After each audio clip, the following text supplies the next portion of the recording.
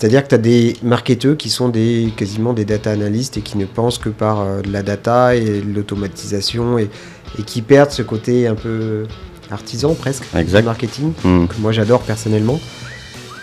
Ouais, le marketing devient technologique et il faut cette capacité-là. Combien de gens parlent de ChatGPT mais n'ont jamais vraiment poussé le truc à fond et l'utilisent toujours pour les mêmes choses et comprennent pas ce qu'ils peuvent en faire, mais je te dirais la même chose sur d'autres sujets, sur de l'analytics, sur de l'outbound. Ouais. Et ce que je te dis là me fait penser à autre chose, c'est que c'est de plus en plus difficile de recruter des bons CMO. C'est-à-dire, moi je le vois, parce qu'on est dans des groupes de CMO, et il y a des gens qui, ça fait 6 mois qu'ils essaient de trouver, ils ne trouvent pas. Parce qu'en fait, soit tu trouves vraiment quelqu'un qui est très bon sur la brand, ça t'en a, soit des gens qui sont très bons sur le gros, sur la partie purement digitale, mais quelqu'un qui va réconcilier un peu les deux, c'est difficile, et donc très souvent dans des organisations, maintenant c'est séparé. Bonjour Olivier. Salut Nofal. Comment ça va ? Bien et toi ? Ça va très très bien. Merci d'avoir rejoint notre épisode d'aujourd'hui qui va traiter un sujet, tu m'as dit juste avant, qui est devenu très hot depuis quelques jours, parce que peut-être il y a une nouvelle nouveauté. On va parler de la fin des cookies tiers. Et juste avant, j'aimerais bien que tu te présentes. Volontiers. Je m'appelle Olivier Milsan. Je suis le directeur marketing et vente de DeepReach. Je travaille depuis longtemps dans le marketing, donc j'ai fait pas mal de choses. J'ai commencé plutôt dans la musique et j'ai fait un passage chez la Française des Jeux. Après, j'ai été longtemps dans du SaaS, toujours dans les fonctions de direction marketing, SaaS mobile. J'ai été entrepreneur plusieurs fois. Je suis passé par Welcome to the Jungle. Je suis passé par une grosse boîte où j'étais CMO Europe dans les télécoms. Et je suis chez DeepReach depuis bientôt 3 ans. Voilà. Ok, pas mal CMO. Ouais, toujours... Alors, j'ai toujours eu un rôle marketing, dans la plupart du temps CMO, avec aussi des directions d'équipe commerciale ou parfois des directions d'équipe produit. Donc, j'ai aussi la casquette produit et la casquette commerciale qui est de toute façon nécessaire quand tu fais du SaaS à un moment sur des fonctions de direction. Il faut avoir cette appétence-là aussi, quoi. Ok, intéressant. Peut-être on abordera un peu ce côté pendant. Mais du coup, pour revenir au sujet principal, les cookies tiers, j'ai l'impression que là, depuis quelques années, plus personne ne sait ce qui va se passer. À chaque année, il y a des updates disant Google va supprimer. J'entends plein de gens parler de nouvelles solutions qui sont basées, de ce que je comprends, sur des serveurs propres. Ouais. Tout d'abord, est-ce que tu peux nous expliquer un peu cette histoire de la fin des cookies pour peut-être entrer directement dans le sujet ? Ouais, je vais essayer de le faire de façon pas trop technique. Okay. J'imagine que ton audience sait ce que c'est, mais un cookie tiers, c'est un cookie. Un cookie, c'est un petit fichier qui est déposé sur ton navigateur pour être capable de te tracer. Et ça peut être tracé pour des très bonnes choses, par exemple éviter de te reloguer à chaque fois. Et ça peut être, on dit tiers parce que du coup, c'est un cookie qui est déposé pour une autre plateforme, et notamment les plateformes de publicité, qui vont permettre de voir que tu es allé sur telle page de l'équipe parce que tu aimes le basket, et donc tu as Adidas qui va te retargeter en te proposant sa nouvelle paire de baskets. Donc ça, c'est le principe de base. Pendant très longtemps, ça n'a posé aucun problème, et on a un champion mondial qui s'appelle Criteo qui a fondé son business là-dessus, et globalement, toute l'industrie de la pub, je mets de côté pour l'instant Google, Facebook et les autres, mais ce qu'on appelle la pub display classique, ce qu'on appelle aussi l'open web, c'est-à-dire tous les réseaux d'éditeurs et de publicité qui s'affichent sur les sites ou les applis, était basé sur ce principe-là, c'est-à-dire que tu pouvais créer des audiences déterministes pour savoir que si tu es annonceur et que tu veux targeter, encore une fois, les fans de basket de tel ou tel âge sur éventuellement tel type de critères, tu pouvais passer cette demande et à ton réseau publicitaire qui allait te servir les pubs uniquement dans ce contexte-là. La raison pour laquelle c'est en train de baisser, en fait, ça baisse depuis plusieurs années, pour plein de raisons différentes. Il y a des raisons légales, c'est-à-dire que l'Europe en tête avec le RGPD a obligé les éditeurs de sites web à demander l'autorisation avant de le faire. Tout le monde a trouvé ça génial au début, tout le monde trouve ça insupportable maintenant parce qu'il faut cliquer sur fermer les cookies, et tu as 50% des gens qui cliquent non, et les autres, c'est parce qu'en général, ils sont pas au courant. Voilà. Mais ça a été une des premières étapes. Ça, c'est le point de départ, Oui, globalement. Ça a été globalement des points de départ. Il y a eu un autre point de départ, c'est que le trafic mobile a pris progressivement plus d'importance que le trafic web. Aujourd'hui, c'est quasiment 90% des audiences des éditeurs. Et là-dessus, le cookie a rapidement disparu parce que Safari sur iPhone l'a refusé. Plus on parle de cookie tiers, mais il faudrait l'étendre aussi à l'autorisation des éditeurs d'app, et dans les environnements Android et Apple, c'est aussi contraignant. Donc du coup, toute cette capacité de traquer l'utilisateur a progressivement baissé. Firefox l'a éliminé depuis un certain temps maintenant. Et il restait Google, via Chrome particulièrement, qui représente encore aujourd'hui peut-être 70% du trafic web.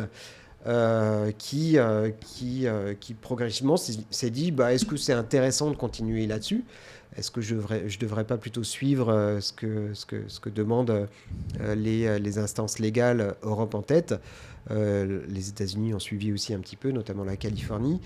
Et donc, est-ce que c'est encore la bonne façon de permettre à mes annonceurs qui utilisent Google Chrome et qui vont utiliser aussi mes réseaux de display publicitaires de targeter des utilisateurs ? Et donc, progressivement, ils ont dit on va abandonner ce truc-là et on va passer par autre chose qui s'appelle notamment ce qui s'appelle la Privacy Sandbox. Je te passe les détails, mais c'est plutôt que de passer des cookies, en fait, on va passer des appels API pour demander telle ou telle audience. C'est une sorte de box privacy. C'est une box sur laquelle tu contrôles pas tout et qui est aujourd'hui encore très obscure. C'est qui fait cette box aujourd'hui ? C'est Google. Google. C'est Google. En fait, c'est l'idée de dire plutôt que déposer un cookie sur Chrome, tu vas faire un appel API en déclarant l'audience que tu vas avoir ou l'audience que ça... Mais ça veut dire que c'est toujours la même histoire, c'est eux qui gardent la donnée, non ? Oui, c'est eux qui gardent la donnée. Donc, tout ça pour te dire que environnement légal, environnement technique, les utilisateurs qui sont comme toi et moi, plein de contradictions, c'est-à-dire qu'ils sont tous d'accord pour avoir de la pub qui les intéresse, mais ils ne sont pas d'accord pour donner leurs données. Donc ça, c'est compliqué à gérer quand tu es un annonceur. Et puis tu as aussi le fait que progressivement, les sites ont essayé de capter un peu plus de data et t'ont proposé du single sign-on, enfin de notre façon de te loguer, login, mot de passe, ou être logué via Google, via Facebook, et donc te traque quoi qu'il arrive, parce que tes sessions sont liées à ton compte personnel. Donc tu n'as plus besoin de cookies quand tu fais ça, et eux s'échangent les données. Donc progressivement, tout ce besoin de collecter des cookies tiers a baissé, et aujourd'hui ça représente peut-être 20-30% de l'audience adressable que tu sais que tu peux adresser là-dessus. Mais en fait, quand tu es annonceur, tu te dis pas, tiens, je vais targeter des sites qui ont déposé des cookies. Tu dis juste, soit à ton agence de dire, je veux des 15-25 sur telle thématique, qui, elle, va aller chercher dans des réseaux publicitaires cette faculté de targeter les utilisateurs. Et donc aujourd'hui, les plateformes de pub peuvent faire ça avec d'autres moyens. Donc, tu as des alternatives qui sont offertes. Ok, très clair. Donc, ça nous amène à une sorte d'évolution qui a démarré à un moment donné. Aujourd'hui, j'ai l'impression qu'au fur et à mesure des mois, des années, on est devant une nouvelle situation. C'est que ça va bientôt arriver. Moi, première question déjà, avant de peut-être rentrer sur le détail de ces nouveautés, est-ce que c'est que Google qui décide et Apple, ou c'est un sujet parce que j'ai l'impression là tout le monde par exemple parle de ça en mode Google va l'enlever de Chrome, Apple, mais juste pour comprendre. Parce qu'il reste que Google en fait. C'est-à-dire quand tu veux aller chercher des univers type Safari et OS, de toute façon c'est déjà très contraignant, donc tu peux pas faire ce que tu veux.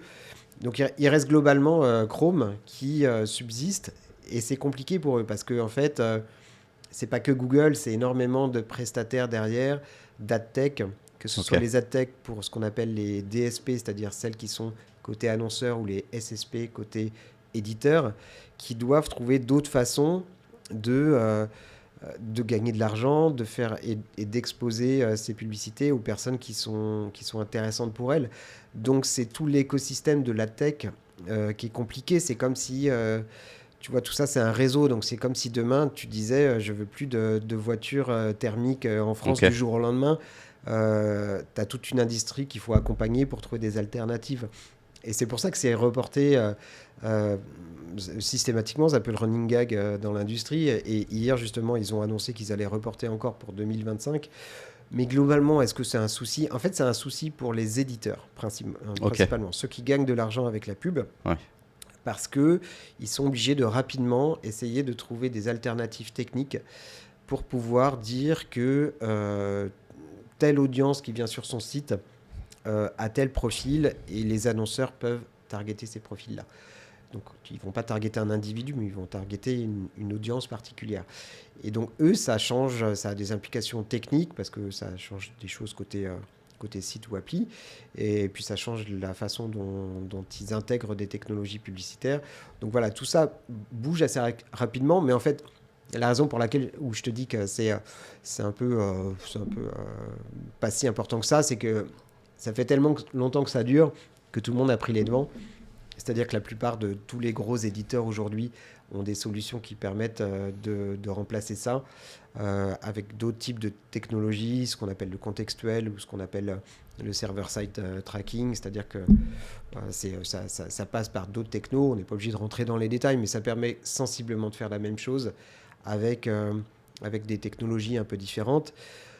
Mais ça peut être un problème parce qu'ils voient quand même que leur capacité à vendre est un petit peu réduite. Et puis surtout, ils sont dans l'incertitude. C'est un peu pénible d'avoir tout le temps quelque chose qui est reporté. Mhm. Et puis, c'est un problème pour certains acteurs de la publicité, des plateformes publicitaires qui n'arrivent pas à s'adapter. Ok. Par exemple, je ne vais pas donner des exemples de ceux qui n'arrivent pas à s'adapter, mais la plupart des gros s'adaptent complètement. Je te citais Criteo tout à l'heure. Criteo a fondé son business sur ce qu'on appelle le retargeting. Exact. Aujourd'hui, leur stratégie, c'est d'aller sur ce qu'on appelle le retail media. C'est le cas pour Teads, c'est le cas pour même pour des acteurs comme Xandr ou même pour Google d'ailleurs, tu vois, ce qui fait que pour les annonceurs, en fait, ça reste assez transparent. Donc, il y a moins d'interrogations à ce niveau-là.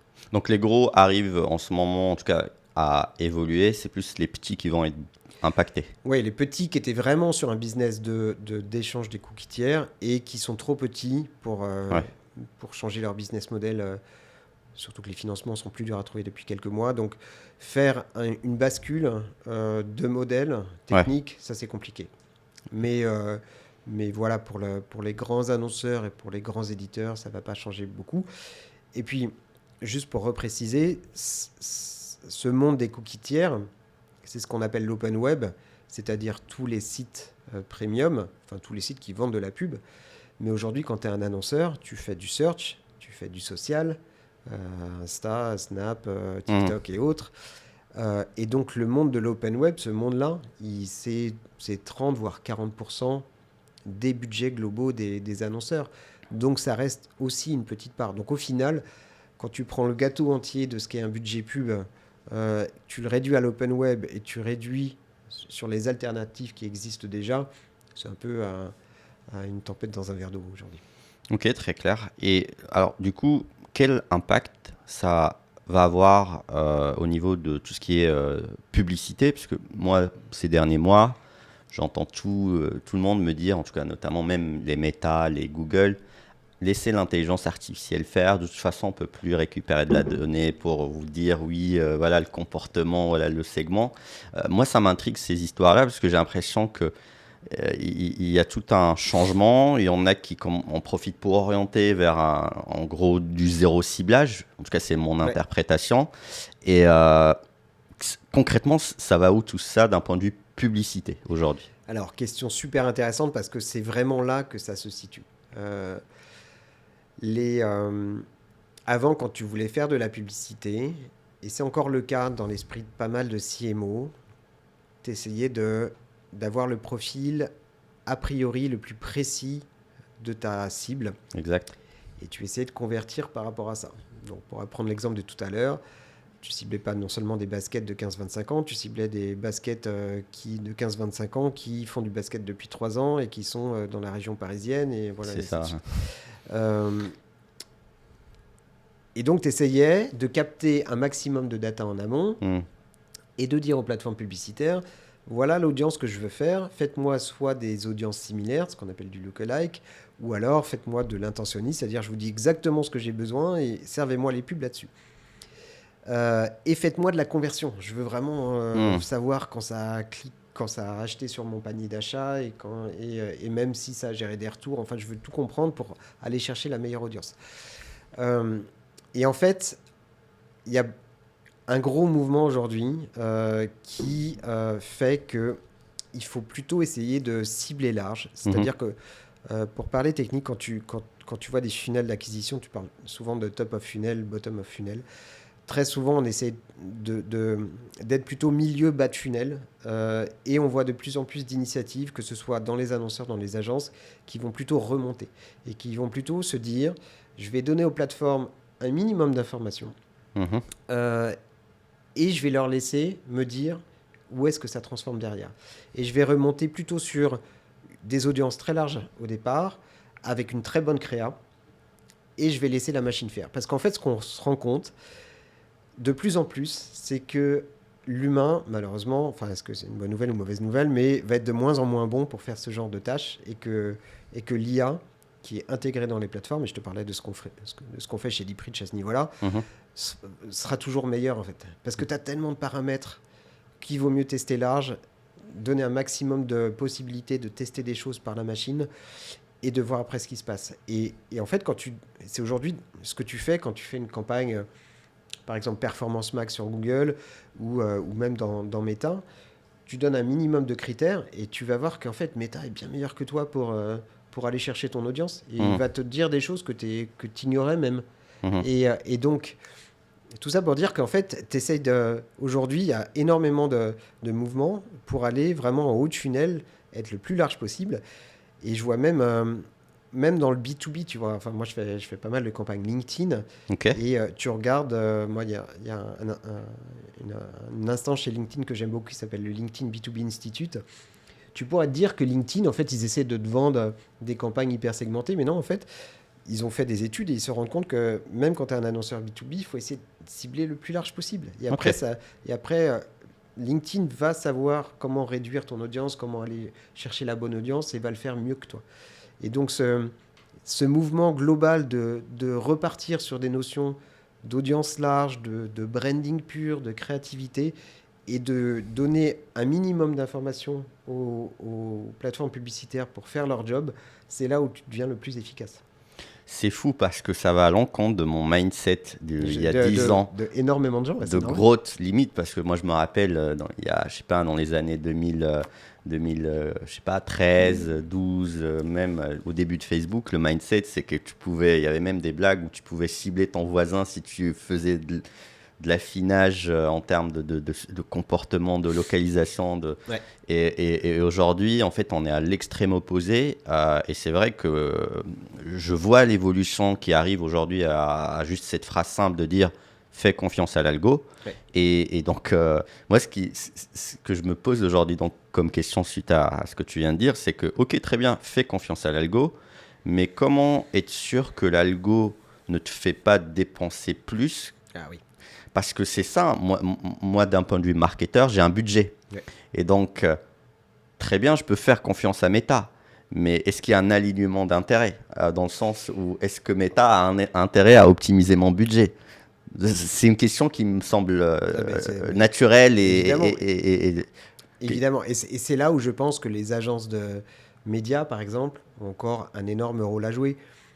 Tu as des façons de faire de la pub. Je te prends Performance Max. C'est un truc de Google. De Google, qu'on voit beaucoup, qui est une nouvelle façon d'acheter de la pub via Google, qui est très black box. C'est-à-dire, tu leur dis juste, voilà l'objectif de ma campagne. Je veux driver ça à la conversion. Donc, tu mets tes pixels de conversion et ainsi de suite, et tu mets tes objectifs de conversion. Et après, tu mets tous les formats possibles. Il va t'en mettre en search, il va t'en mettre en YouTube, il va t'en mettre en display sur les réseaux display de Google, sur GDN. Mais tu vas rien contrôler derrière. C'est vraiment l'idée, là, tu laisses complètement la machine faire. Ce qui peut être intéressant, dans certains cas, quand tu n'as pas le temps, quand tu n'as pas les moyens humains.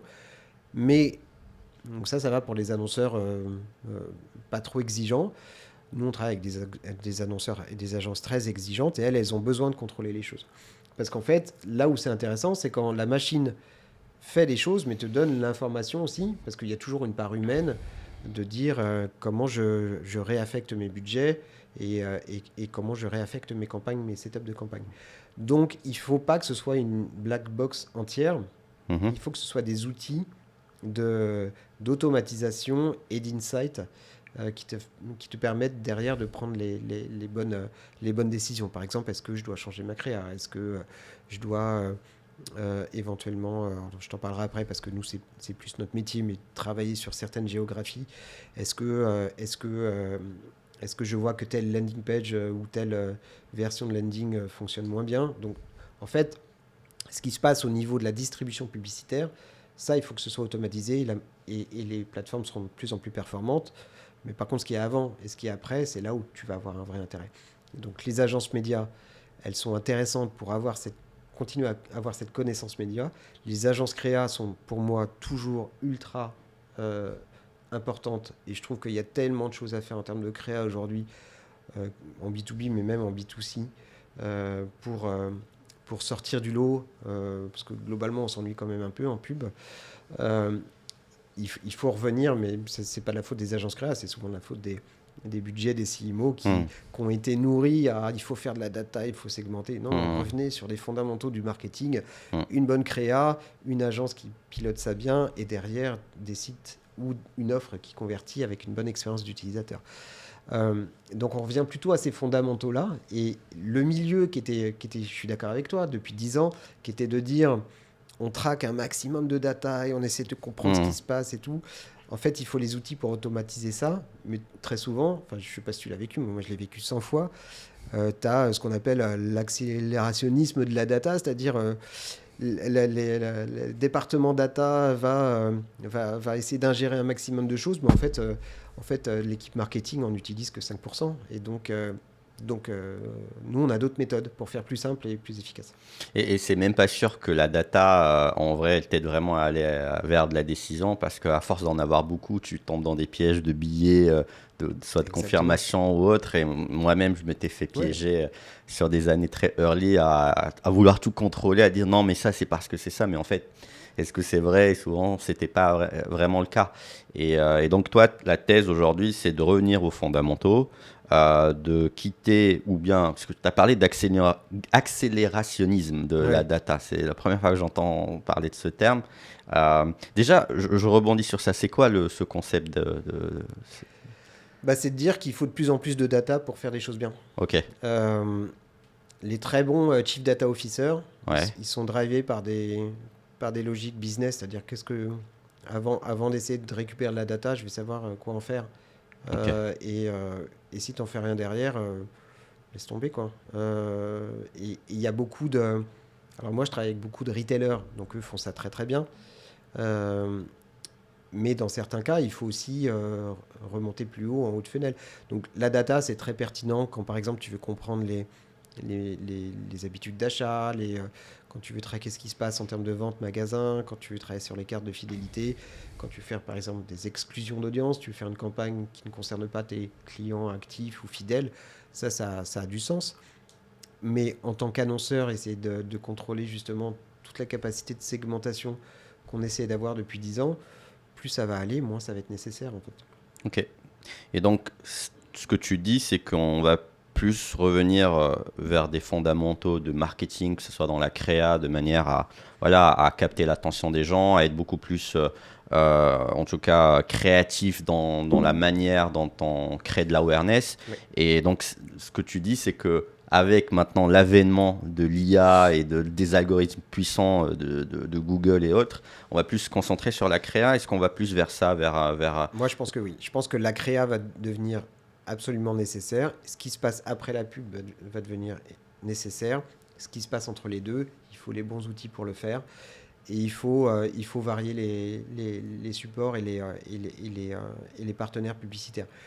Mais ce que je dis là, c'est vrai pour l'achat publicitaire, mais je pense que ça va être vrai pour la créa aussi. C'est-à-dire que, tu vois, par exemple, toutes les déclinaisons de créa va de plus en plus être gérées par l'IA générative des plateformes. C'est-à-dire que toi, tu vas donner une créa vidéo à Facebook. il va t'en sortir 450 avec des petites modifs de couleurs, des petites modifs de décor, ce genre de choses. Et après, il va te sortir celle qui fonctionne le mieux. C'est déjà des choses qui commencent à se faire. Ok. Donc là, C'est-à-dire que tu lui charges, juste pour préciser, une base de créa, ouais, et lui, il agit sur les couleurs et sur il va agir sur les ratios, il va agir Ok. sur ce genre de choses. Ça, c'est ce qui va arriver assez rapidement. C'est pour ça que nous, par exemple, on n'investit pas sur la créa ou sur les notions de créa parce qu'on sait que c'est les plateformes qui vont le gérer à terme. Mhm. Euh, mais voilà, ce qu'il faut, c'est faire confiance en ciblant large, voir ce qui se passe et derrière te donner des enseignements. Et je vais t'expliquer après comment nous on le fait, par exemple, sur des zones géographiques. Ok, très clair. Juste à parler à un moment donné de l'après-pub, est-ce que tu parles d'un peu de ces nouvelles notions aussi que je vois arriver, juste pour un peu présenter ça, de post-click, de l'après-click, de l'après-pub, ou si ça aussi va falloir se concentrer là-dessus, c'est l'équivalent, j'imagine, de landing page beaucoup plus optimisé, juste Oui, pour bah comprendre un peu l'impact. ça se fait déjà, c'est-à-dire que tu traques ce qui se passe derrière. Après, est-ce que il faut pas uniquement baser toutes tes campagnes sur des notions de conversion post-click. Ok. Il faut équilibrer ça avec de la notoriété pure, Mhm. parce que les intentions d'achat sont complexes, de plus en plus complexes. Donc essayer d'optimiser ta pub par rapport au nombre de gens qui ont été jusqu'au panier, bah, ouais, pas forcément en fait. Mhm. C'est-à-dire que tu as des gens qui vont regarder ton offre, qui vont peut-être aller en magasin, qui vont revenir, qui vont demander des avis Mhm. d'amis. Donc Le tunnel n'existe pas. le C'est tunnel ça. est très compliqué. Ouais. Donc toutes les logiques je sais pas si c'était de MMM, enfin d'essayer d'attribuer, Mhm. c'est intéressant, mais il faut pas faire que ça en fait. C'est pour ça que je dis, il faut repartir aussi sur des purs fondamentaux. Très clair. Juste un peu pour commencer à rapprocher avec ce que vous faites chez DeepReach. Moi, ce que j'ai compris, vous êtes sur ce qu'on appelle la pub locale, c'est ça? Mm. Est-ce que tu peux un peu nous expliquer aussi, parce que j'ai l'impression que c'est une variante de la publicité, du ciblage. Ouais. Avant de t'expliquer, je vais t'expliquer pourquoi on a monté DeepReach en fait. Ok. Et c'est un peu dans la continuité de ce que je viens de te raconter. C'est-à-dire que alors moi je suis arrivé après, hein, mais la vision globale de mon CEO a été de dire sur la plupart des annonceurs, qu'ils soient gros ou petits, il va y avoir cette tendance-là, c'est-à-dire que les algorithmes vont être capables de faire mieux que toi l'investissement média. En revanche, il y a deux certitudes. La première, c'est qu'il faut penser géographie des campagnes et que ça, les plateformes traditionnelles savent mal le faire. Je vais t'expliquer pourquoi. Mhm. Et le deuxième, c'est qu'il faut utiliser de la data qui n'est pas intrusive, qui n'est pas de la data des utilisateurs. Il faut plutôt utiliser la data de toutes les campagnes qu'on a pu faire avant pour avoir tout de suite le bon setting. Et il faut équilibrer ces investissements et faire travailler les plateformes publicitaires entre elles de façon holistique. Parce que dans les agences, de plus en plus, c'est développé des vrais silos entre les équipes search, qui connaissent Google Ads par cœur et autres, les équipes sociales et les équipes programmatiques, qui justement sont impactées par la baisse des cookies tiers.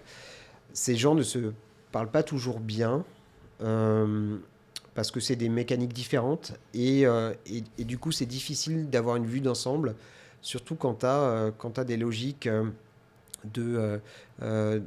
par exemple, de réseau de points de vente, tout ce genre de choses. Et donc, la vision, ça a été de dire, on oublie les données personnelles. Et chez DeepReach, on ne traite aucune donnée personnelle. C'est-à-dire, on ne récolte pas de data, de cookies ou quoi que ce soit.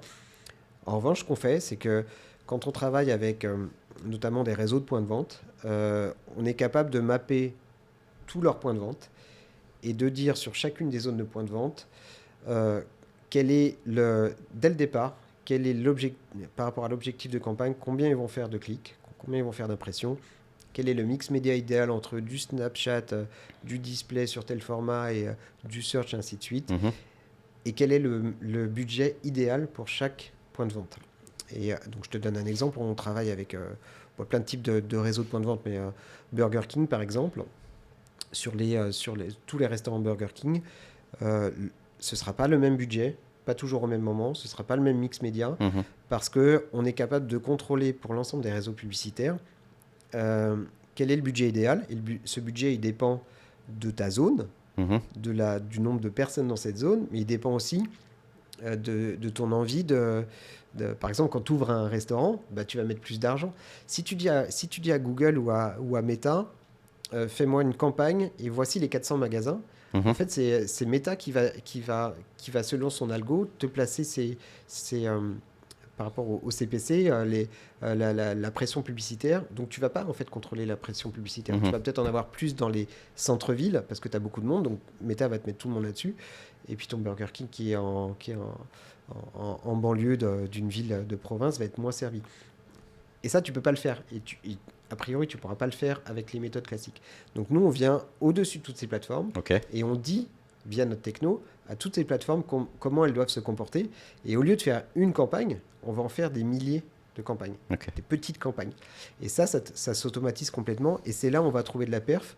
Parce que pour te reprendre l'exemple de Burger King, on ne va pas te faire une campagne pour les 400 restaurants. On va te faire une campagne pour les 400 restaurants sur Google, sur plusieurs formats de Google, en search, en display.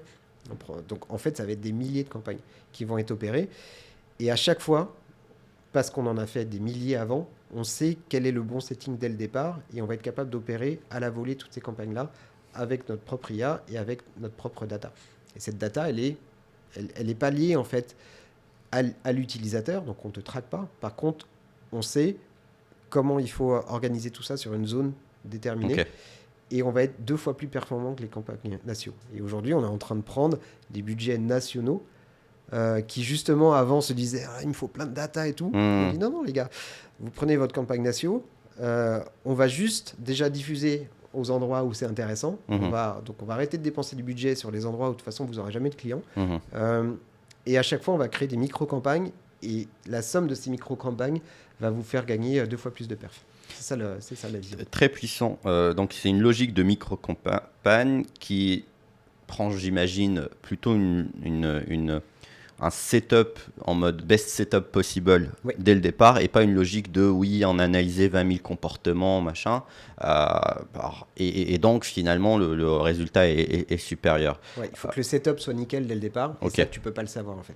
Donc vous économisez limite un peu peut-être, parce que c'est ça que moi j'ai l'impression souvent avec la pub, c'est qu'il y a une forme de learning et qu'il y a un argent. Et moi c'est pour ça que moi les algos m'ont toujours fait peur, c'est que à chaque fois ils me disent je vais learner, sauf que pendant que toi tu learns, tu dépenses mon argent.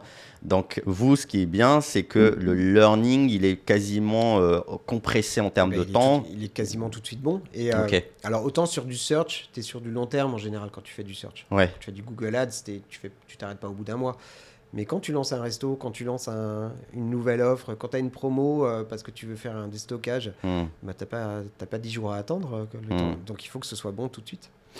Et ce modèle de publicité locale, juste pour comprendre, parce que moi je l'avais vu il y a très longtemps, j'entendais un terme, si je me rappelle bien, c'était quelqu'un qui faisait de la DSP il y a 10 ans, je parle, qui me parlait de geofencing. Donc est-ce que c'est un peu ces termes-là qui ont évolué, qui aujourd'hui en fait c'est juste, en gros ça a prouvé que ça mérite d'être une ligne de budget pour les entreprises parce que c'est efficace et j'imagine parce que surtout c'est compatible avec les retailers. Est-ce qu'il y a d'autres use cases au-delà, par exemple du retail, du style Oui, on en a plein. On a des gens qui font des services à la personne, on a des maisons de retraite, on a des, je sais pas, qu'est-ce que je peux te citer, on a des salles de sport, on a des...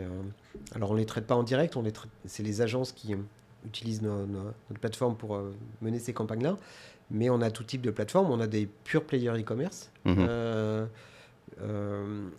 a en général des gens qui ont et du commerce et du physique. Donc, par exemple, tu es capable d'exclure. Tu vois, tu peux dire, je vais avoir une campagne avec un asset de créa pour les gens qui sont à 10 minutes à pied de ton magasin. Et puis, tous les autres, je vais servir des zones blanches. Là, je vais les servir et je vais les emmener sur mon site web. Donc, tu vois, tu peux avoir ce genre de logique-là. Et aujourd'hui, le commerce, c'est 70% en magasin. T'as beau avoir l'essor du e-commerce, les gens veulent voir. C'est pour ça que je te dis qu'il ne faut pas être sur des logiques de conversion pure. Parce que les gens, ils veulent d'abord peut-être voir, toucher les choses. Et ce qu'il faut, c'est juste être présent sur la bonne zone. Et ce qui est intéressant, c'est que nous aussi, on peut cibler large en termes de zone au départ, mais on va se rendre compte quand tu commences ta campagne qu'il y a telle sous-zone, tel quartier de telle ville où ça a plus cliqué. Et donc tu vas te dire, peut-être que là, je vais faire de l'affichage, je vais envoyer des gens pour essayer de voir ce qui se passe. Et tu commences à comprendre quelle est la géographie de ton audience. Et ça c'est hyper puissant, quoi. Alors, maintenant qu'on a dit que les cookies tiers vont disparaître, que la pub va devenir très assistée par de l'IA, je me pose aussi une question légitime, c'est que jusque-là, on se faisait conseiller par des gens. Alors là, on va plus parler people, un peu ce qui va impacter un peu ces modèles existants de publicité. Et donc, ces gens qui nous conseillaient, c'était des spécialistes du paid, c'était des gens qui nous disaient oui, en faisant ce ciblage comme ça. Qu'est-ce qui va en devenir si aujourd'hui les plateformes, alors là, on est plus de l'ordre de la projection, mais de ces gens-là qui historiquement maîtrisaient le placement, que ça soit socio-démo, voilà, on va cibler telle géographie. J'ai bien envie de comprendre la mécanique de conseil dans ces milieux-là sur les prochaines années au vu des échanges. Je pense qu'elle va pas réduire la compétence des agences, elle va transformer la compétence des agences. Mais c'est comme n'importe quelle innovation technologique. Ce que j'imagine, c'est que dans les agences, il y a la partie créa, j'en ai déjà parlé, et ça va continuer à prendre de l'essor, mais il va de moins en moins y avoir ce côté silo, c'est-à-dire que tu vois, comme dans le web, tu vas avoir des full stack média traders, des média traders. J'aime bien le terme. Ouais. Il faudra que tu sois aussi bon pour comprendre les mécaniques de social que de comprendre les nouveaux formats qui arrivent. Tu vois, tu peux faire de la DOH, tu peux faire des formats spécifiques dans les apps. Ça évolue tout le temps, le monde de la pub, comme n'importe quel milieu. Donc, tu as besoin toujours d'apporter du conseil, de la stratégie, de la vision un peu globale. Tu as besoin de bien comprendre ton client. Et puis, tu as besoin pour reprendre les réseaux de points de vente, parce que c'est quand même beaucoup d'annonceurs. Tu prends le top 100 des annonceurs, tu en as 70%, c'est des gens qui ont des réseaux de points de vente. Hein. Ok. La liste, tu vas voir. Hein. Ou alors, c'est des annonceurs qui sont distribués en réseau de points de vente. On parle de budget, en termes de budget dépensé. Ouais, okay. Top 100, dedans, tu vas avoir tous les grands retailers, Carrefour, Auchan, Système U et autres. Tu vas avoir tous les Unilever, voilà, tu vas avoir tous les McDo, machin. Donc les pure players, tu n'en as pas tant que ça, hein, par Amazon, Le Bon Coin, et voilà. Donc, qu'est-ce que je disais ? Oui, ce qui va être important, c'est que les agences médias comprennent aussi ce qui se passe sur le terrain. Parce que tu as un vrai mouvement de décentralisation de la publicité. Et ça, c'est quelque chose sur lequel nous, on est très actifs. C'est-à-dire que l'agence média et le siège, la direction marketing du siège va penser stratégie globale, contenu, voilà. Et derrière, on va laisser la main de plus en plus. On va décentraliser, pour un terme qui était un peu politique avant, mais qu'on peut appliquer au marketing, où c'est plutôt le responsable du magasin qui va savoir quand est-ce qu'il a besoin de faire telle ou telle pub. Ah oui, ok. Et ça, on le voit de plus en plus. Et nous, on le fait. Tu vois, par exemple, dans notre plateforme, tu peux faire une campagne, ce qu'on appelle multilocal, c'est-à-dire c'est le siège qui fait... je vais prendre un autre exemple. Je vais prendre Lidl. 1600 magasins. Tu fais une campagne autour de chaque Lidl pour l'ensemble de la France. Donc, tu exclus les zones où il n'y a pas de Lidl à côté, donc tu arrêtes de perdre de l'argent, mais c'est toujours géré en centrale. C'est géré via Publicis chez nous. Et tu peux demain laisser la main au magasin Lidl parce que je sais pas, il va faire une animation avec une association locale, où il va avoir sur une certaine zone une promo sur un type de produit particulier. Donc plus tu laisses la capacité aux acteurs locaux d'opérer leur communication avec des outils simples, plus là tu vas trouver de la perf aussi. Donc en fait, si je rajoute un ingrédient un peu à l'évolution de la pub, ça serait la décentralisation, donc plus la main à des acteurs locaux ou même à des acteurs qui sont peut-être plus petits en tant que quantité, Ce côté décentralisation, est-ce que tout le monde va le faire? Est-ce qu'un Google va donner la main, par exemple, je sais pas, à une entité qui a plusieurs sous-entités parce que je le vois pas encore, par exemple, sur LinkedIn ou sur... Est-ce que c'est spécifique au retail ou bien, en fait, ça va devenir un peu la norme Je pense que ça va être la norme parce Ouais. qu'il y aura toujours besoin de simplifier les choses pour les magasins parce que le directeur marketing d'un magasin, Mhm, déjà, faut que ce soit, pour que tu aies un directeur marketing, il faut que ce soit un gros magasin. mhm, Tu vois, Leroy Merlin, ça s'applique. Si c'est un Lidl, ça va être plus dur. Donc, ça va être le directeur du magasin. Ça va pas être quelqu'un qui a que ça à faire de comprendre les jargons du marketing. Donc, il va falloir lui faire un truc super simple. Et ça, il va pas le faire lui-même. Donc, il a deux choix, en fait, s'il veut faire ça. C'est soit il dit au siège, moi, arrêtez votre com, elle sert à rien, je vais faire mon truc moi-même, je vais prendre l'agence du coin. Et l'agence du coin va lui coûter très cher, mhm. forcément, parce que ça coûte de l'argent de faire les choses à la main. Soit le siège va dire, moi je définis la strate globale, je vous donne plein de templates de campagne, puis vous les activez quand vous voulez, et vous avez un outil qui vous permet de le faire simplement. Et ça, c'est ce que nous on fait sur la pub, c'est ce qu'un partout va faire sur de l'organique, C'est drôle, je c'est ce pensais à que eux dans le sens plutôt décentralisation. ouais, bah, c'est ce qu'ils font aussi sur la partie organique, c'est-à-dire Ouais. gestion des pages Google et des avis, ce genre de choses. Nous, c'est ce qu'on fait côté paid. Mais ce mouvement-là, il est assez irréversible pour moi. Mhm. C'est-à-dire que il faut, pour trouver de la performance, de l'efficacité dans ta relation avec l'ensemble de tes clients, il faut que ce soit la personne d'à côté qui te parle. Il ne faut pas que ce soit le siège parisien qui s'adresse à toi. Et donc, plus tu vas être réactif par rapport à tes besoins business locaux avec des créas qui sont adaptés au local et avec le bon mix média parce que tu connais ta zone Mhm. de diffusion, ta zone de chalandise, plus au global ta communication sera hyper performante et tu vas dépenser moins d'argent. Très clair, mais du coup, c'est quoi l'impact de tout ça d'un point de vue, on va dire, rôle du CMO? Je m'explique. Si aujourd'hui on est vers plus de décentralisation, si on est vers la fin de tout ce qui est tracking et autres, historiquement, on parlait d'attribution, contribution, de manière de dire, OK, j'ai injecté 1 million, ça m'a sorti 1,5 parce que j'ai traqué jusqu'au bout.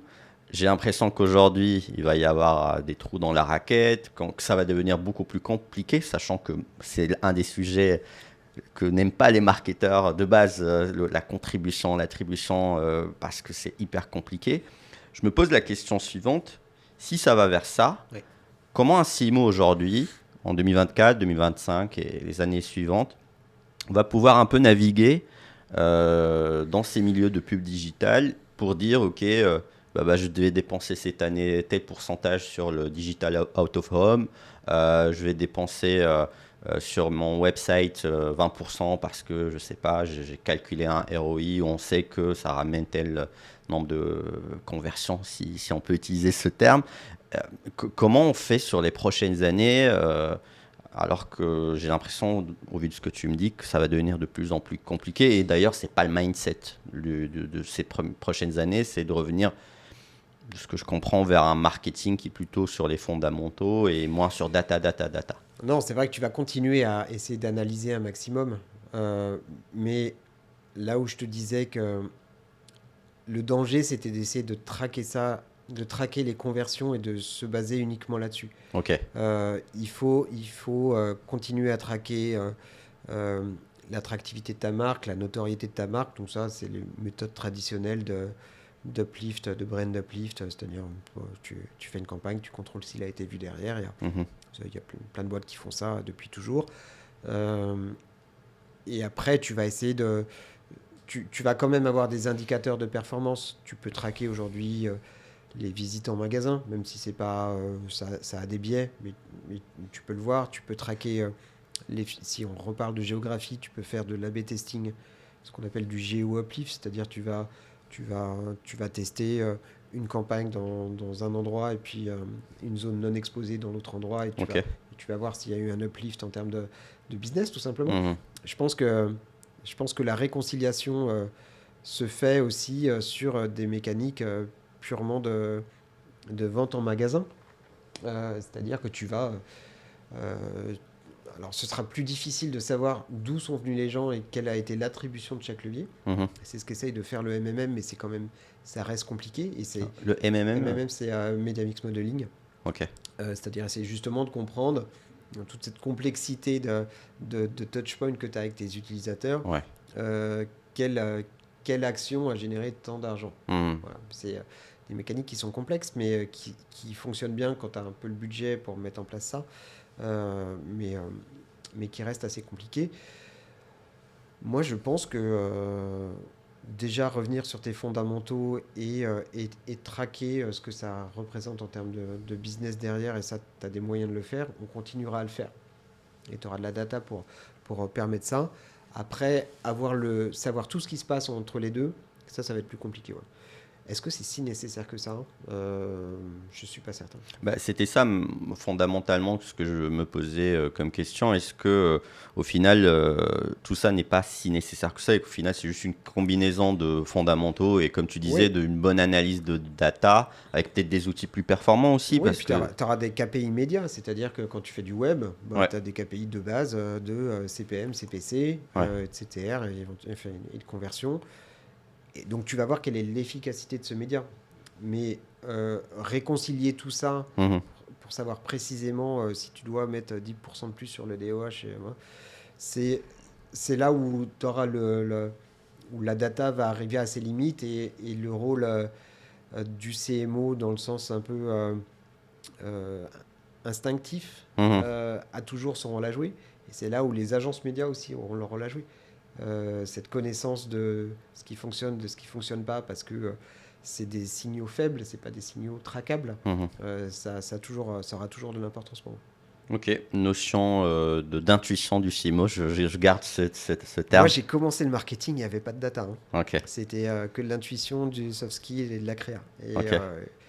Et je pense que ça revient progressivement. Ok, j'adore parce que je pense que j'avais déjà vu ce terme ou cette logique d'intuition et qui Qui fait effectivement, très peur au ouais, CEO en général ouais, c'est ça. parce que c'est pas traquable, mais c'est ce qui fait un bon Mais marketing on d'un dit que mauvais. généralement d'ailleurs que l'intuition c'est le résultat d'une expérience et qu'à la fin une intuition elle vient pas de nulle part, Bien c'est sûr. C'est une accumulation c'est de ça, petits signaux c'est ça. que tu dois écouter et que tu dois essayer de transmettre en interne aussi. Quoi. Ok. Je vais t'amener sur un sujet de un peu de takeaway en termes de stack, outils, parce que ça m'intrigue un peu tous ces écosystèmes, univers, comment ça évolue. J'ai bien compris que quand tu parles de Deep Reach ou même de solutions, des solutions que proposent Meta et Google, on est vraiment dans je dépense la publicité via, on va dire, ces régies, c'est ça un peu, ou Ouais. voilà. Mais j'imagine tout ça se combine avec une forme de stack. Aujourd'hui, c'est quoi un peu les stacks modernes 2024, même les stacks que tu peut-être tu vois des outils passés qui se préparent un peu à ce changement de publicité. Au tout début, on a parlé rapidement de nouvelles solutions. Toi, tu as parlé alors d'un truc box, C'est ce que je t'ai dit. black box, Ah, ouais, Privacy Sandbox, mais mais ça c'est Google. Google. Mais est-ce qu'il y a d'autres solutions qui émergent déjà sur ce point et aussi bah, juste peut-être nous dire un peu, nous parler de la stack data que tu utilises, que tu conseillerais. Ça c'est un vaste sujet, puis ça dépend tellement de détails des entreprises et de ce qu'elles font. En termes de pub, euh, t'as les grands réseaux qui sont incontournables, donc Google, Meta et un réseau de display, un Ok. DSP de display. T'en as trois grands sur le marché, c'est Xandr qui appartient à Microsoft maintenant, Google qui est Google DV360 et The Trade Desk. En gros, si tu fais de la pub, déjà t'adresses énormément de choses. Au travers de ça, tu peux aller toucher plein de types d'inventaires différents, des inventaires web. Tu peux faire du DOH, tu peux faire de l'audio programmatique, Mhm. tu peux faire de la vidéo, tu peux faire de la télé segmentée. Tu commences à pouvoir puber. Connected TV, c'est ça? Ouais, Ouais. c'est-à-dire que tu vas.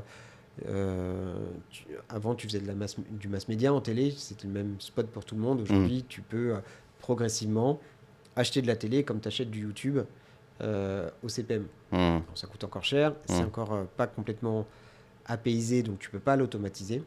Mais nous, c'est des choses qu'on propose. Aujourd'hui, via DeepReach, tu peux faire des campagnes multilocales sur tout ce que je viens de te citer, même sur des podcasts audio, sur certaines zones géographiques.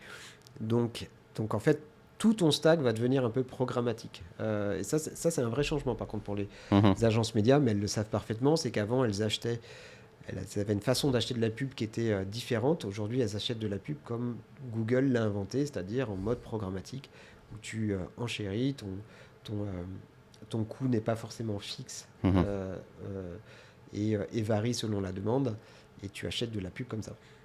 Donc ton stack, il va être globalement sur ces grandes plateformes-là. Ok. Après, tu as toujours des tests que tu peux faire sur, évidemment TikTok, Snap qui arrive, mais tu as du Twitch, enfin tu as d'autres plateformes que tu peux essayer. Pour orchestrer tout ça, il te faut comprendre ce qui se passe d'un point de vue analytique. Donc tu as toujours des stacks type Looker Studio de Google qui te permettent d'agréger la data, mais tu en as d'autres qui te permettent d'avoir ta business intelligence et de comprendre ce qui se passe sur l'ensemble de tes réseaux publicitaires. Derrière ça, tu as toujours des notions de CRM. Alors ça, c'est intéressant. C'est-à-dire que le CRM, en fonction des différents clients, il se connecte à l'écosystème publicitaire. Oui, aujourd'hui, elle le fait. Alors nous, on ne le fait pas. C'est-à-dire qu'en fait, nous, on le fait, mais on ne le fait pas via notre plateforme. C'est-à-dire que c'est chargé directement dans les médias. Mais tu peux continuer à faire de l'exclusion d'audience. Ça fonctionne bien. Mais pas forcément dans un but publicitaire. Enfin, là, tu me parlais de stack, donc je te donne les bien sûr. Les stacks générales, mais je ne sais pas si on dit un stack ou une stack. Une générale. stack, ouais. Mais voilà, le CRM, globalement, que tu peux appeler sous d'autres terminologies, mais l'endroit qui centralise un peu tes infos clients, ça reste... que tu sois une petite boîte en B2B ou un mastodonte, ça reste un peu le point central. Et puis derrière, il te faut des outils pour faire parler tous ces trucs ensemble. Donc des outils comme, je sais pas, Segment, Make, Zapier, pour ceux qui connaissent, ou des trucs plus complexes pour des plus grosses sociétés. Ça, c'est des choses que moi, j'utilise tout le temps, qui vont te permettre de faire le lien entre ces différentes plateformes. Et puis au-delà de ça, tu peux avoir des outils qui vont te piloter ces plateformes. C'est ce que nous, on est. Par exemple, nous, on a un outil de pilotage des plateformes publicitaires dans le cadre précis où tu veux faire de la pub multilocale. Mais pour ceux qui n'ont aucun intérêt à faire ça, elles peuvent aussi faire de la pub d'autres façons. Donc, tu as d'autres plateformes qui te permettent de faire ça. Voilà, j'ai un peu fait le tour, je pense. Il y a aujourd'hui des solutions qui agrègent toutes ces solutions d'achat média, mix média, du style, parce que là, typiquement, c'est intéressant. Tu as parlé de plus en plus de Connected TV, donc d'acheter un peu un espace télé, un espace audio donc sur les podcasts, puis j'achète un peu de local. Hein. Est-ce qu'il y a des solutions qui émergent pour combiner tout ça? Alors j'ai bien compris que DeepReach en fait pas mal, mais juste pour comprendre, est-ce qu'il y a... Comment fait quelqu'un qui veut aujourd'hui, je donne un exemple un peu concret, juste pour avoir un ordre d'idée. Je veux acheter de la pub locale, je veux acheter un peu d'audio, je veux acheter un peu de la connected TV et derrière, évidemment, les classiques Google, YouTube. Est-ce que je dois me déplacer d'une plateforme à une autre? Est-ce qu'il y a aujourd'hui de plus en plus de solutions qui essaient de combiner Il y en a... C'est là où c'est hyper complexe, le monde de la pub. Alors moi, c'est ce que j'aime bien, parce que du coup, tu es obligé de simplifier un peu. Mais... ça part un peu dans tous les sens, mais ça dépend de l'historique des boîtes. Donc, tu as des sociétés comme, je sais pas, PubStack, ou même ceux que je t'ai cités tout à l'heure, Trade Desk, Xandr, qui font déjà un peu ça. C'est-à-dire, sur Xandr, tu peux aller chercher l'inventaire de JC Déco. Et tu peux puber sur des panneaux d'affichage en extérieur, comme tu vas faire de la pub sur Le Bon Coin, et ainsi de suite. Donc, ils commencent déjà à le faire. T'en as d'autres, t'as des acteurs qui sont très bons, par exemple, sur la capacité d'aller toucher des inventaires mobiles, parce qu'ils sont intégrés dans pas mal d'éditeurs, et en même temps, ils sont intégrés dans des éditeurs de jeux. Donc il n'y a pas une plateforme qui se démarque de toutes. Ok. Il y a des plateformes qui correspondent à des logiques d'annonceurs. Donc nous, on est très annonceurs physiques, réseau de points de vente. Tu en as d'autres qui vont être très liés à des applis, par exemple des gens qui sont des éditeurs d'applis. Moi, c'est ce que j'ai pas mal travaillé avec des éditeurs d'applis. Ce qui m'intéressait, c'est d'aller chercher l'inventaire de Apple avec Apple Ads ou d'aller chercher des pré-rolls sur des applis. Donc ça, tu vas utiliser d'autres types de moyens de faire ça. Ok, très clair. Pour un petit peu synthétiser tout ce qu'on s'est dit, moi je repars sur ce que tu as dit au tout début, c'est que tu as fait pas mal de choses avant DeepReach, donc tu es passé par pas mal de boîtes où j'imagine ce sujet de pub, de advertising d'un point de vue global et data, bah, tu l'as vu un peu évoluer. Quelle est la caractéristique aujourd'hui que tu remarques au fil du temps sur ces milieux publicitaires, purs, d'un point de vue, ok, il y a toujours, on va dire, une évolution, mais le fond est le même. Parce que j'ai l'impression à la fin, c'est à peu près toujours la même histoire. Et j'aime bien un peu poser ce genre de questions à des profils comme toi qui ont fait pas mal de choses avant, parce qu'au final, il y a un regard beaucoup plus, j'ai l'impression, qu'il y a beaucoup plus de recul face à d'autres personnes qui vont être super excitées en mode non mais ça change, c'est énorme, etc. Avec le recul, aujourd'hui, et par expérience, est-ce qu'au fond, les changements sont juste d'ordre technologique, mais à la fin, c'est à peu près toujours la même chose, ou bien vraiment il y a des innovations de rupture comme l'IA qui vont pouvoir peut-être, selon toi, changer le game concrètement? Parce que j'ai l'impression que voilà, Si tu as quand même... En fait, c'est... Être marketeur aujourd'hui, c'est dur, quoi. Ouais. Mais c'est ça qui est bien. Ouais. C'est-à-dire que il faut que tu sois... il faut que tu restes créatif et intuitif, c'est ce qu'on a dit tout à l'heure. C'est-à-dire que tu as des marketeurs qui sont quasiment des data analystes et qui ne pensent que par la data et l'automatisation et qui perdent ce côté un peu artisan presque du marketing, que moi j'adore personnellement. Mais aujourd'hui, tu ne peux plus faire que ça. C'est-à-dire, si tu ne comprends pas la technologie, si tu ne comprends pas la façon dont ce métier se transforme, il y a un moment, tu vas être largué. Et la meilleure façon de faire ça, c'est quand même de s'interroger, non seulement de s'interroger sur la techno, mais de la pratiquer. Donc moi, depuis que je travaille, j'ai vu quand même des grosses... des moments vraiment de rupture. J'ai vécu l'arrivée du mobile. J'étais vraiment très impliqué dans le média mobile, l'arrivée de l'iPhone et comment ça a complètement bouleversé le paysage du numérique dans le monde, que ce soit auprès des annonceurs, des éditeurs et ainsi de suite. J'ai vécu l'arrivée de l'IA, enfin on est encore dedans, mais et globalement de la data dans le monde du marketing, qui a changé beaucoup de choses. Et donc, il faut, si tu restes cantonné sur des acquis, en général, cette question ne se pose pas trop jusqu'à, on va dire, 35 ans. Et au bout d'un moment, soit tu restes passionné et tu restes dedans parce que tu perds pas tout ce que tu as appris avant. Et tu continues à monter en compétences et en vision globale, mais tu décroches pas. Et il faut quand même mettre un peu les mains dedans, dans la techno. Donc, il faut être capable... de comprendre ce que tu dis. Et ça, c'est pas facile, parce que par exemple, dans des grosses sociétés, tu n'as pas forcément la main là-dessus, et tu perds après le côté pratique. Donc, tu dis des choses, mais en fait, tu dis des slides PowerPoint, mais tu sais pas ce que ça veut dire derrière. Et donc, cette capacité de comprendre la technologie vraiment de façon intégrée, ça, c'est un vrai défi pour tous les marketeurs.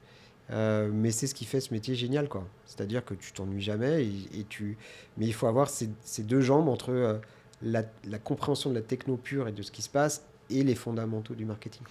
Je vois très bien ce que tu veux dire, c'est qu'avec le temps, si je comprends bien, le marketeur, il est constamment challengé avec des nouveautés et que c'est très dur surtout quand tu on va dire, montent dans l'exécution du marketing d'un point de vue plus stratégique, rester connecté à la techno. Et moi, personnellement, j'ai rencontré pas mal de CMO ou même des Head of Growth que le point en tout cas, là où ils se distinguent, les bons, c'est qu'ils essaient constamment de rester connectés à la technologie, essayer de la comprendre quand même, et pas rester sur une logique stratosphérique, pure strat, oui, mais dans le fond, on voit, ils ont du mal des fois à avoir les mécaniques. Donc, le conseil que tu donnes, ça serait de quand même rester connecté à la technologie d'un point de vue compréhension, peut-être voir faire s'il peut faire, parce que voilà, c'est là où tu excelles, mais je suis complètement d'accord. Le marketing devient technologique. Hmm. Et il faut cette capacité-là. Combien de gens parlent de ChatGPT mais n'ont jamais vraiment poussé le truc à fond et l'utilisent toujours pour les mêmes choses et ne comprennent pas ce qu'ils peuvent en faire. Mais je te dirais la même chose sur d'autres sujets, sur de l'analytics, sur de l'outbound. Et puis à l'inverse, tu en as aussi plein qui testent trop de choses, qui perdent leur temps à tester plein de choses qui n'ont pas de valeur. Ouais. Donc c'est là où c'est compliqué. Ouais. Et c'est là où tu vois aussi la différence sur des profils. Et effectivement, l'idée, c'est d'être touché un peu, mais pouvoir rester un peu cohérent et pas partir dans tous les sens globalement. Et ce que je te dis là me fait penser à autre chose, c'est que c'est de plus en plus difficile de recruter des bons CMO. C'est-à-dire, moi je le vois, parce qu'on est dans des groupes de CMO, et il y a des gens qui, ça fait 6 mois qu'ils essaient de trouver, ils ne trouvent pas. Parce qu'en fait, soit tu trouves vraiment quelqu'un qui est très bon sur la brand, ça t'en a, soit des gens qui sont très bons sur le gros, sur la partie purement digitale, mais quelqu'un qui va réconcilier un peu les deux, c'est difficile. Et donc très souvent dans des organisations, maintenant c'est séparé. C'est-à-dire que le gros va soit côté produit, soit côté sales, et la brand en général va sur un autre aspect. Ce qui est dommage parce que c'est la même chose, quoi. Bah, continuons sur ce sujet, parce que de toute façon, toujours les derniers quarts d'heure, on est assez libre dans la discussion. Moi, au tout début, tu as dit une chose, tu as dit que aujourd'hui, tu es CMO, mais aussi tu as le scope sales. Et donc, moi, ça m'intrigue, vu qu'on en est arrivé à en discuter là. Il y a différentes ADN de directeur marketing. J'ai l'impression que ces dernières années, la pression sur les directeurs marketing, les CMO, est de plus en plus intense parce qu'il y a des nouveautés et on leur demande de plus en plus de choses. C'est plus comme... Il faut faire du revenu, quoi. Et il faut faire du revenu. Et donc, j'ai l'impression que le CMO d'avant, c'était communication, brand, visibilité. Parce que je parle d'il y a quelques dizaines d'années. Aujourd'hui, non, va comprendre ton CRM, le revenu, le ROI réel de ce que tu fais. Comment tu vois un peu cette transformation, surtout voilà, au vu de ton évolution toi-même de CMO maintenant à une sorte de CRO, voire CRO, si tu le dis. Moi, j'ai toujours été un peu... j'ai toujours considéré que le marketing, c'était aussi du sales. À la différence près que ça n'est pas que du court terme. Et ce qui est... Alors, avant, tu avais beaucoup ce poste-là, c'est-à-dire un poste de directeur marketing et vente, ou vente et marketing. Parce que l'aspect marketing était moins compliqué. En gros, tu faisais à peine une agence, elle te faisait ta strat créa, et après, tu l'appliquais d'un point de vue vente. Mais comme c'est devenu de plus en plus technique, ces deux mondes, le monde des ventes et le monde du marketing technologique est devenu plus compliqué à faire parler. C'est pour ça que je te disais que c'est difficile de trouver des gens qui savent faire les deux. Donc c'était séparé. Mais pour moi, c'est toujours la même chose. C'est-à-dire, comment tu... Alors moi, je ne suis pas le meilleur commercial du monde. En revanche, je pense être pas mauvais pour comprendre la vision globale d'une entreprise. C'est aussi l'intérêt d'avoir été entrepreneur. Je l'ai fait à plusieurs fois. Pas avec un succès excellent, mais je me suis pris le Covid aussi sur une de mes activités qui a un peu détruit la chose. Mais en revanche, ça te donne un point important qui est de te dire le positionnement, le messaging, et la brand en général, c'est des choses qui sont long terme. Mais si c'est pas compris par l'équipe sales, ça fonctionne beaucoup moins bien. Et très souvent, tu as ce désalignement sales-marketing qui fait que, en gros, les marketeurs sont des gens qui réfléchissent, qui font des jolies choses, mais les sales, c'est du sérieux, quoi. Tu vas en rendez-vous, tu signes les trucs. Mais c'est la même chose pour moi. C'est-à-dire que mon rôle, récent de Chief Sales Officer, c'est de permettre à mes sales de comprendre parfaitement ce qui se passe Mhm. dans ce marché, comment ils doivent en parler, comment ils appliquent le messaging global la façon de parler du produit pour que ça résonne auprès de nos audiences. Et donc, comment mes commerciaux vont aider à acheter notre solution plutôt que de vendre. Et donc c'est là où l'alignement marketing et sales, quand il est bien fait, est hyper fort. Mhm. Ça, c'est facile à faire parce que nous, on est une boîte de moins de 100 personnes, donc ça va. Quand tu es une très grosse boîte, c'est beaucoup plus dur. Mais les sociétés, notamment les SaaS, qui arrivent à avoir quelqu'un qui, en général, c'est le rôle plutôt du CEO, hein. Mais quand ça grandit, le CEO, il a aussi plein d'autres choses à faire. Donc quand tu as les sales et le marketing qui sont bien alignés, là, c'est une machine de guerre parce que tu n'es pas là en train d'essayer de pousser des trucs. Tu vois, tu n'as pas tes commerciaux qui essaient de survendre, d'être en décalage, de vendre un truc ils vont vendre quelque chose alors qu'un autre sales va le vendre de façon différente. Mhm. Tout ça est bien aligné, quoi. Et là, ça devient hyper efficace. C'est intéressant parce que est-ce que peut-être ce que tu veux dire, c'est que pour certaines typologies de boîtes, au lieu d'avoir un CMO et un Head of Sales, c'est peut-être plus intéressant pour être sûr de l'alignement, puisqu'on revient à ça, que alors souvent, j'ai l'impression que c'est plus facile peut-être qu'un CMO qui a un peu une logique sales de prendre aussi la partie sales, que dans l'autre sens, que souvent le Oui, sales, alors là, il ouais, capte alors, rien je au suis d'accord. marketing. Si c'est quelqu'un qui a fait que des sales, ça Là, va on être va se compliqué. prendre plein de gens qui Ça va vont être dire non, mais.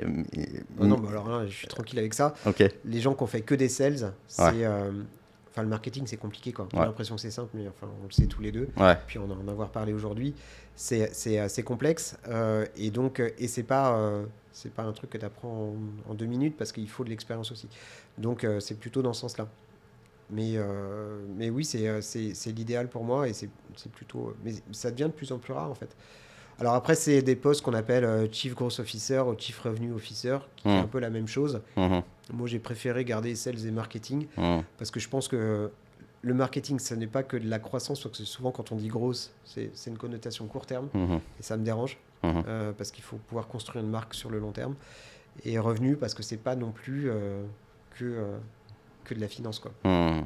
Et, Mais j'ai l'impression que souvent le titre, il est un peu le reflet de l'ADN de la boîte sur l'instant T. C'est que moi, à c'est vrai. force maintenant de voir un peu tout ça, j'ai l'impression qu'une boîte qui n'a pas de CMO mais qui a un Head of Growth, c'est qu'ils veulent vraiment faire de Ouais, qui la veulent carburer, croissance, quoi. Ouais. ils s'en foutent de si, s'il y a de la brinde.